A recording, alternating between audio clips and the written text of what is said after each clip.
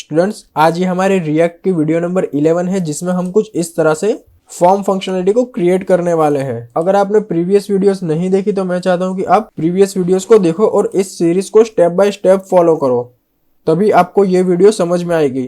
ठीक है, तो अब हम इस फंक्शनलिटी को क्रिएट करने वाले हैं। स्टूडेंट्स, हम अब तक जिस हुक्स वाली फाइल पे काम कर रहे थे उस फाइल को यहाँ पर ओपन कर लीजिए और app.js के अंदर जो भी लिखा है उसको रिमूव कर दीजिए। अब देखिए, ये src के अंदर मैं एक न्यू फोल्डर क्रिएट करता हूँ होम के नाम से, और फिर इस होम फोल्डर के अंदर मैं एक फाइल क्रिएट करता हूँ home.jsx। इसके अंदर मैं जल्दी से एक फंक्शन क्रिएट कर देता हूँ।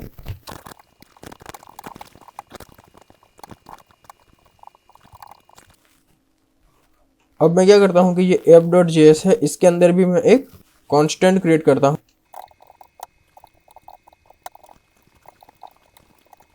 अब इस ऐप वाली फाइल के अंदर मुझे ये होम कंपोनेंट का डेटा चाहिए, तो मैं क्या करूँगा, सबसे पहले मैं इंपोर्ट करवाऊँगा होम को।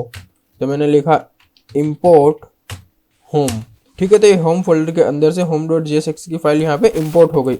देखिए, मैं इसको सेव करके रन करता हूँ तो यहाँ पर देखने को मिला वेलकम टू होम। अब देखिए, इस ऐप वाली फाइल को आप यहाँ से क्लोज कर दीजिए, हमें सिर्फ home.jsx की ज़रूरत है। यहाँ पर मैं एक बटन क्रिएट करता हूँ और इसके अंदर मैंने लिखा क्लिक। अब अगर मुझे इस बटन पर क्लिक करवाने के बाद कोई फंक्शनलिटी क्रिएट करनी है तो मैं अब तक क्या करता था, यहाँ पर ऑन क्लिक इवेंट का यूज करता था और इसी के अंदर मैं किसी फंक्शन को कॉल कर लेता था। जैसे मैंने लिखा रन और फिर मैं यहाँ पर इस तरह से रन फंक्शन को क्रिएट करता था। देखिए, मैं इसके अंदर अलर्ट को एग्जीक्यूट करवाता हूँ। ठीक है, तो ये इस तरह से काम कर रहा है। तो जब भी मुझे इस तरह से फंक्शन का यूज करके जावास्क्रिप्ट का कोड करना होता तो मैं क्या करता, उस फंक्शन को इसी फाइल के अंदर डिफाइन कर देता, कुछ इस तरह से। लेकिन जिस तरह से हम HTML के लिए एक अलग से जावास्क्रिप्ट की फाइल को क्रिएट करते हैं और उसको हमारे HTML के पेज में कनेक्ट करवाते हैं, ठीक उसी तरह से अब मैं यहाँ पर भी JS के कोड के लिए एक अलग से एक्सटर्नल फाइल क्रिएट करूंगा। तो मैं इस होम के अंदर एक न्यू फाइल क्रिएट कर रहा हूँ जिसका नेम होगा home.js। देखिए, अब इसके अंदर मैं लिखता हूँ const demo equal to arrow. इसके अंदर मैं पास कर देता हूँ अलर्ट को और एक्सपोर्ट डिफॉल्ट डेमो। अब देखिए, इस फंक्शन को मैंने यहाँ से एक्सपोर्ट कर दिया तो मैं इसके अंदर उसका यूज कर सकता हूँ। तो मैंने यहाँ पे लिखा इंपोर्ट डेमो। ठीक है स्टूडेंट्स, तो यहाँ पर क्या हुआ, होम फोल्डर के अंदर से हम इस home.js के डेमो फंक्शन को एग्जीक्यूट कर सकते हैं। बस अब मुझे क्या करना होगा, ऑन क्लिक के अंदर इस डेमो को कॉल करना होगा। मैंने किया सेव। ठीक है, यहाँ पर अलर्ट एग्जीक्यूट हुआ। तो स्टूडेंट्स, अब यहाँ पर मार्कअप की जितनी भी कोडिंग होगी उसको हम JavaScript की फाइल में लिखेंगे और जावास्क्रिप्ट से रिलेटेड जो कोडिंग होगी उसको हम यहाँ पर लिखेंगे इस जावास्क्रिप्ट की फाइल में। अब देखिए स्टूडेंट्स, यहाँ पर तो ये सिर्फ एक फंक्शन है, लेकिन मान लीजिए कि यहाँ पर अगर मैं एक से ज्यादा फंक्शन का यूज करता हूँ, जैसे मैंने यहाँ पे लिखा demo2 और यहाँ पर मैं लिख देता हूँ दिस इज demo1। तो अब मैं यहाँ पर एक्सपोर्ट डिफॉल्ट के अंदर इस तरह से एक से ज्यादा फंक्शन को किस तरह से एक्सपोर्ट कर सकता हूँ, पर लिखा डेमो demo2, यानी कि अब मैंने इन दोनों ही फंक्शन को यहाँ पर एक्सपोर्ट डिफॉल्ट कर दिया है। तो इससे होगा ये कि जहाँ पर मैंने इसको इंपोर्ट करवाया है वहां पर ये दोनों फंक्शन ही इंपोर्ट होंगे। तो इसको मीनिंगफुल बनाने के लिए अब मैं यहाँ पर डेमो नहीं लिखूंगा बल्कि मैं लिखूंगा ऑल अंडरस्कोर डेटा, यानी कि ऑल डेटा। और अब इस बटन के अंदर मैं क्या लिखूंगा, ऑल डेटा डॉट लगाकर मैं इन दोनों में से किसी भी फंक्शन को एग्जीक्यूट करवा सकता हूं। तो मैंने लिखा ऑल डेटा डॉट demo2 और सेव। ठीक है, मैं इसको सेव करके रन करता हूं। स्टूडेंट्स, यहाँ पर ये दोनों नेम सेम होने की वजह से शायद कुछ एरर आ रही है। मैं काम करता हूँ, फिलहाल इसको कुछ और रीनेम दे देता हूँ। जैसे कि ये जो होम की जो जावास्क्रिप्ट की मैंने फाइल क्रिएट की है ना, इसको मैं यहाँ पर रीनेम देता हूँ home_data, ताकि ये नेम दोनों सेम ना हो जाए। अब यहाँ पर भी मुझे लिखना होगा home_data और मैंने किया सेव। ठीक है, अब हमें बिल्कुल सही आउटपुट मिल रहा है। देखिए, मैंने किया क्लिक, यहाँ पे लिख के आया दिस इज demo2। ओके, क्योंकि यहाँ पर मैंने बटन के अंदर ऑल डेटा वाली फाइल से क्या एक्सेस किया था, demo2 को, जिसके अंदर लिखा हुआ है दिस इज demo2। देखिए, अगर मैं यहाँ पर सिर्फ डेमो लिखूंगा तो सिर्फ डेमो लिखने से क्या होगा, ये वाला फंक्शन एग्जीक्यूट होगा, दिस इज demo1।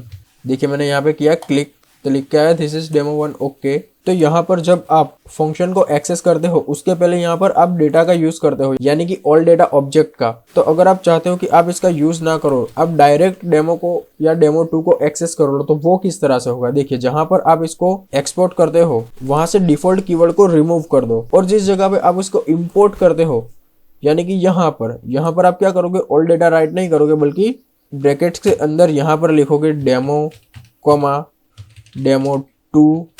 अगर इस तरह से आप लिखते हो, मैं एक और बटन को क्रिएट कर लेता हूँ, देखिए डेमो और डेमो2। ठीक है, अब मैं इसको रन करता हूँ तो देखिए क्लिक करने पे आया डेमो1, ओके, यहाँ पे क्लिक करने पे आया दिस इज डेमो2, बिल्कुल सही।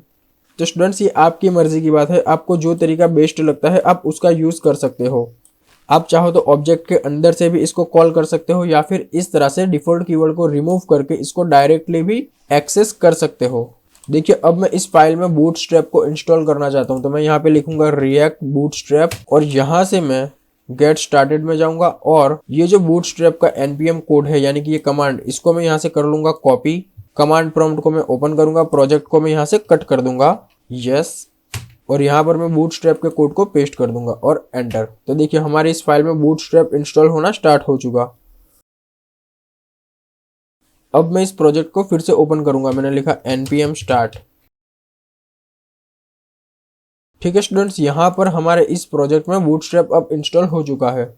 तो स्टूडेंट्स बूटस्ट्रैप को हम इंपोर्ट कहाँ पर करेंगे, इस app.js के अंदर। इससे होगा ये कि ये जो app.js है वो हमारा टेम्पलेट है, इसके अंदर इंपोर्ट करने से हम पूरे प्रोजेक्ट में कहीं पर भी बूटस्ट्रैप का यूज कर सकते हैं, यानी कि इनमें से किसी भी फाइल के अंदर हम आसानी से बूटस्ट्रैप का यूज कर सकते हैं। तो मैंने यहाँ पे लिखा import bootstrap/dist/css/bootstrap.min.css और सेव। देखिए अब मुझे इस home.jsx के अंदर बूटस्ट्रैप का यूज करना है तो मैं क्या करूंगा, इसके कंपोनेंट को यहाँ पर इंपोर्ट करूंगा। मैंने यहाँ पर लिखा इंपोर्ट फ्रॉम रिएक्ट बूटस्ट्रैप और मैंने यहाँ पे लिखा कंटेनर रो और कॉल। अब मैं इस कोड को यहाँ से कट करूंगा और कंपोनेंट के अंदर इसको रख लूंगा। तो मैंने यहाँ पे लिखा कंटेनर और पेस्ट। मैं काम करता हूँ बटन को रिमूव ही कर देता हूँ क्योंकि मुझे इन बटन्स की जरूरत नहीं है। और कंटेनर के अंदर मैंने यहाँ पे क्लास नेम लिखा py4 यानी कि पैडिंग टॉप बॉटम 4। और ये जो h1 है इसके अंदर भी मैं क्लास लिखता हूँ इक्वल टू display4। स्टूडेंट्स आप यहाँ पर display1 से लेकर display6 तक इसका यूज कर सकते हो। देखिए मैं आपको आउटपुट दिखाता हूँ इस तरह से। अगर मैं यहाँ पर लिखता हूँ display6 तो देखिए ये थोड़ा सा छोटा देखने को मिलेगा और मुझे सबसे बड़ा दिखाना है तो मैं लिखूंगा display1 और सेव। तो देखिए ये कुछ इस तरह से देखने को मिला। मैं इसको display4 ही कर देता हूँ और यहाँ पर लिखता हूँ text-center और सेव और मार्जिन बॉटम 4। अब देखिए इसका आउटपुट हमें कुछ इस तरह से देखने को मिला। अब मुझे यहाँ पर बूटस्ट्रैप के बटन का यूज करना है तो मैं यहाँ पर लिखूंगा बटन, लेकिन मैं बटन इस तरह से डायरेक्ट तो नहीं लिख सकता, मुझे इसको ऊपर इंपोर्ट भी करना होगा। तो मैंने यहाँ पे इसको किया इंपोर्ट और मुझे मॉडल का भी यूज करना है तो मैं मॉडल को भी इंपोर्ट कर लेता हूँ। देखिए अब मैं यहाँ पे लिखता हूँ बटन क्लिक और इसके अंदर मैं वेरिएंट पास कर देता हूँ, वेरिएंट इक्वल टू मैंने लिखा प्राइमरी। स्टूडेंट्स वेरिएंट की वैल्यू क्या क्या हो सकती है ये आपको रिएक्ट बूटस्ट्रैप की वेबसाइट में देखने को मिल जाएगा, जैसे कि प्राइमरी, डेंजर, सक्सेस। ठीक है, मैं इसको करता हूँ सेव और रन। तो देखिए ये बटन यहाँ पर इस तरह से क्रिएट हुआ। अब मुझे मॉडल के हेडर की जरूरत है तो मैं लिखूंगा रिएक्ट बूटस्ट्रैप और इस वेबसाइट को ओपन करके यहाँ पर कंपोनेंट्स में जाऊंगा और यहाँ से मैं मॉडल वाली कोड को फाइंड करूंगा। देखिए ये रहा मॉडल, इस मॉडल के अंदर मुझे हेडर की कोडिंग चाहिए तो यहाँ पर है हेडर का कोड। मैंने इसको किया कॉपी और यहाँ पर मैं मॉडल कंपोनेंट का यूज करूंगा तो मैंने लिखा मॉडल और इसके अंदर मैंने कर दिया कोड को पेस्ट। इसको मैं थोड़ा सा अरेंज कर लेता हूँ, ये हो गया अरेंज, सेव। देखिए यहाँ पर मैंने गलती से मॉडल की स्पेलिंग रॉन्ग कर दी है, मैं इसको सही कर लेता हूँ, ये भी और ये भी। इस वक्त हमें इसका कोई आउटपुट देखने को नहीं मिलेगा। देखिए मैं क्या करूंगा, अब इस मॉडल के अंदर मैं यहाँ पे लिखूंगा शो इक्वल टू ट्रू। अब मैं इसको रन करता हूँ तो देखिए इस तरह से हमें मॉडल देखने को मिला। अगर आप इस क्लोज बटन पे क्लिक करोगे तो इस वक्त ये क्लोज नहीं होगा। और स्टूडेंट्स दूसरी बात ये कि जैसे ही मैंने ब्राउजर को ओपन किया ये मॉडल हमें यहाँ पर पहले ही ओपन होकर के मिला। तो मैं चाहता हूँ कि इनिशियल स्टेट पर ये मॉडल हमें दिखाई ना दे और जब मैं क्लिक बटन पे क्लिक करूं उस वक्त ये ब्राउजर के अंदर लोड होकर हमें दिखाई दे। तो क्लिक बटन पर क्लिक करने के बाद ये लोड होना चाहिए। तो इसके लिए हम हुक्स यानी कि यूज स्टेट फंक्शन का यूज करने वाले हैं, जैसा कि हमने पिछली वीडियोस में भी किया है। अगर आपने वहां पर उसकी अच्छे से प्रैक्टिस की है तो आपको ये आसानी से समझ में आ जाएगा। तो देखिए अब मैं यहाँ पर इंपोर्ट करूंगा यूज स्टेट फ्रॉम रिएक्ट। देखिए स्टूडेंट्स अब मैं इस होम के अंदर लिखता हूँ यूज स्टेट और इसके अंदर मैं रखूंगा पहले से फॉल्स और ये जो फॉल्स है वो बुलियन वैल्यू है, इसलिए हम इसको ड्यूल कोट के अंदर नहीं लॉक करेंगे। ठीक है, यहाँ पर मैंने लिखा कॉन्स्ट इक्वल टू, इस एरे के अंदर मैं लिखता हूँ बिफोर कॉमा आफ्टर। अब देखिए स्टूडेंट्स, यहाँ पर जो फॉल्स है वो किसके अंदर है, एरे के 0 इंडेक्स पे, यानी कि इस बिफोर पे। तो अगर इस बिफोर को मैं यहाँ पर पास करता हूँ इस शो के अंदर, तो इसकी डिफॉल्ट वैल्यू अब क्या होगी, फॉल्स। और ये हमें पहले से दिखाई नहीं देगा। तो देखिए हमारा आधा काम तो हो चुका, हमें पहले से नहीं दिखाना था, हमें बटन पे क्लिक करवाने के बाद उसको शो करवाना था। तो अब हम बाकी का काम करते हैं। तो देखिए मैं चाहता हूँ कि बटन पे क्लिक करवाने के बाद वो शो हो, तो मैं यहाँ पर लिखूंगा on click equal to template literal का यूज करके मैं यहाँ पर कॉल बैक फंक्शन को राइट करूंगा और इसके अंदर मैं लिखूंगा आफ्टर, पैरेंथेसिस के अंदर मैं पास कर दूंगा ट्रू। तो ये छोटा सा कोड है, इस वजह से मैंने इसको यहीं पर लिख दिया। मैंने किया सेव और रन। देखिए अब मैं करता हूँ क्लिक, तो हमें मॉडल टाइटल देखने को मिला। लेकिन अब यहाँ पर क्लिक करने पर इसको हाइड भी तो करवाना है। तो देखिए ये कितना आसान है। हम क्या करते हैं कि डिफॉल्ट वैल्यू के अंदर कुछ भी अपडेट करने के लिए यहाँ पर इस आफ्टर का यूज कर रहे हैं। तो मैं इसी कोड को यहाँ से कॉपी करूंगा कुछ इस तरह से, और ये है मॉडल का कोड जहाँ पर शो हो रहा है। इसी के अंदर मैं लिखता हूँ ऑन हाइड इक्वल टू, मैंने आफ्टर वाले कोड को कर दिया पेस्ट। बस मैं क्या करूंगा, यहाँ पर जो ट्रू लिखा है इसको मैं कर दूंगा फॉल्स और सेव। अब देखिए डिफॉल्ट रूप से हमें देखने को नहीं मिलेगा वो मॉडल। मैं जब बटन पे क्लिक करूंगा उस वक्त आफ्टर की वैल्यू हो जाएगी ट्रू, तो हमें मॉडल देखने को मिलेगा। और जब मॉडल देखने को मिलेगा उस वक्त अगर मैं क्लोज बटन पे क्लिक करता हूं तो आफ्टर यहाँ से फॉल्स रिटर्न करेगा और मॉडल हाइड हो जाएगा। देखिए मैंने किया इसको सेव और रन। देखिए मैंने किया क्लिक, मॉडल दिखा। अब मैंने किया क्लोज बटन पे क्लिक, मॉडल हाइड। स्टूडेंट्स अब यहाँ पर जो मॉडल हेडर है इसके बाद मैं स्टार्ट करता हूँ मॉडल डॉट बॉडी, और इसके अंदर मैं फॉर्म को क्रिएट करने वाला हूँ। तो इसके लिए मुझे फॉर्म कंपोनेंट को यहाँ पर इंपोर्ट भी करना होगा। मैंने लिखा फॉर्म, और ये जो मॉडल टाइटल है इसको मैं चेंज कर लेता हूँ। मैंने लिखा न्यू यूजर, और बटन के ऊपर मैंने जो क्लिक लिखा हुआ है इसको मैं डिलीट करके लिखता हूँ ऐड यूजर और सेव। देखिए इस ऐड यूजर पे मैंने क्लिक किया, ये मॉडल शो हुआ। अब मुझे इसके अंदर फॉर्म को ऐड करना है, तो देखिए वो किस तरह से होगा। अब देखिए मुझे इस मॉडल बॉडी के अंदर फॉर्म कंपोनेंट का एलिमेंट डिक्लेयर करना है। तो मैं यहाँ पे लिखूंगा फॉर्म, और इसके अंदर अगर मैं एक इनपुट एलिमेंट को क्रिएट करना चाहता हूं तो हम HTML में क्या करते थे, लिखते थे इनपुट इस तरह से।